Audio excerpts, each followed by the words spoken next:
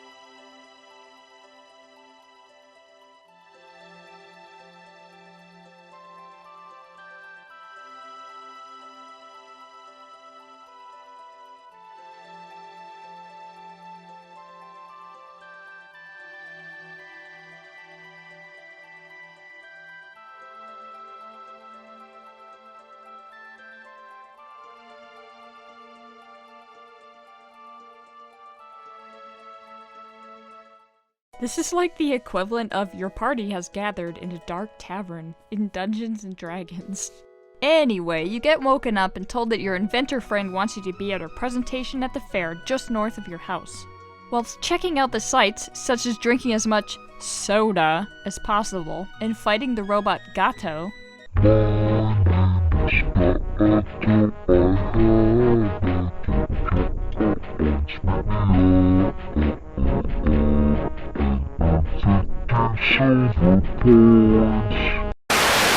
while checking out this sweet fair, you run into a pretty blonde girl. Like, you literally smash headfirst into her.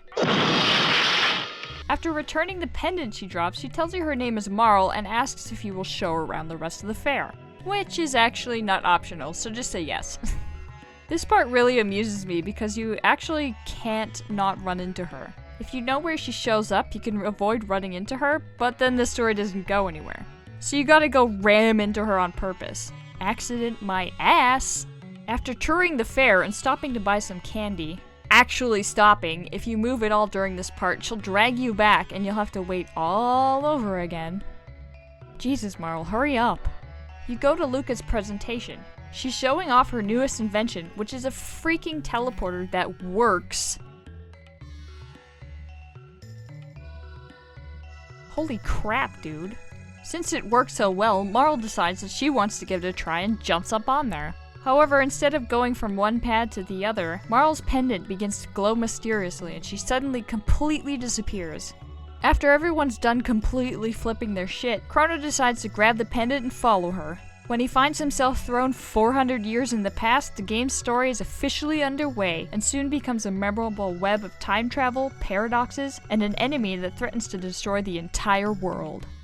All of this might not sound like the most original thing now, but back in 1995, particularly on the Super Nintendo, the plot was quite unique, especially since the story branched into multiple different endings. The game really wowed me when it came out. I had never played anything quite like it before, and it honestly continues to entertain me absolutely every single time I play it.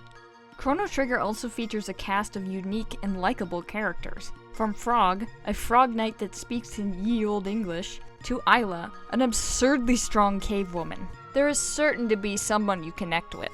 Personally, I find it really tough to pick my favorites, as everyone feels like an old friend.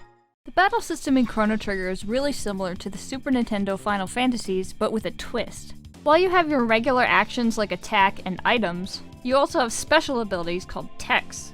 What's really cool about these abilities is that not only do your characters have their own techs, they are able to team up with the other characters for double techs and triple techs. Double techs being with 2 characters and triple being with 3. While most of these techs are unlocked by leveling up and by having certain characters in your party, there are some secret techs that are unlocked by finding special items. While I never found the game difficult enough to make these techs necessary in any way, it is a lot of fun to unlock them all and watch the cool animations. The triple attacks are definitely the coolest attacks in the game. Another aspect of the battle system is the ability to set it to wait or to active.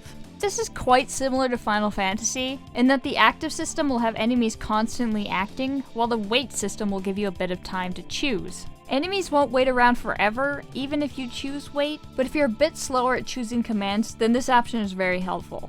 Conveniently, you can change the setting at any time during the game, so if you don't like one way, then you can try the other.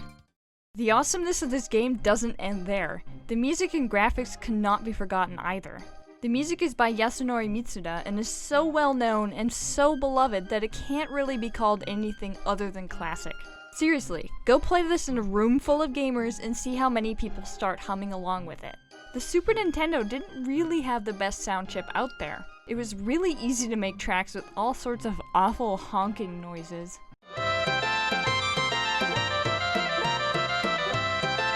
But ingenious composers managed to make some of the most memorable music of the era anyway. Chrono Trigger is one of those rare games where I like every single track in the game.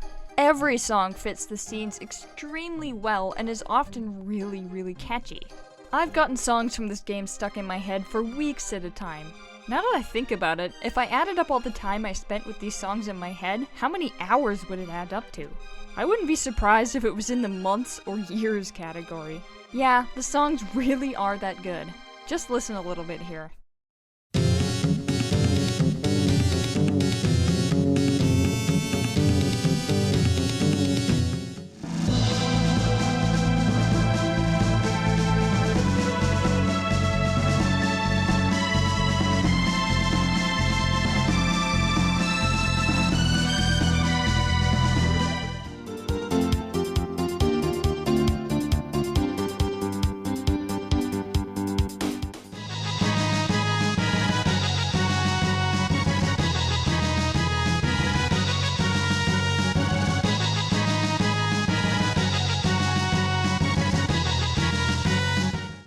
See what I mean?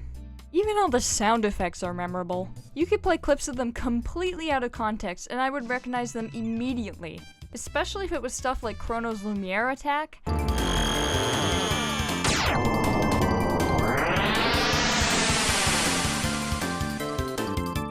or Ozzy's annoying ass laugh. Now onto the graphics. Because Chrono Trigger came out really late in the Super Nintendo's life, it featured some of the best graphics that the system had to offer. It's all 2D pixel graphics, but the art design and detail put into it make the game really look incredible to this day. The characters are detailed and surprisingly expressive. The enemies look great, and the environments are truly beautiful. Just check out some of these areas in the game.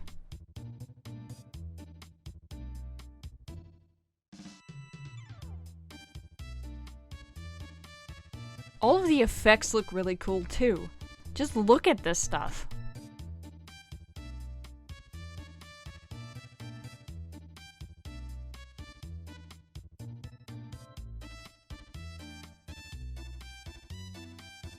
The graphics of this game blew my mind when I was a kid, and to be honest, they still kinda do now.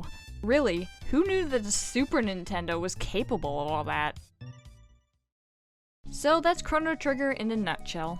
One of my favorite games of all time, and an enduring classic from the Super Nintendo era.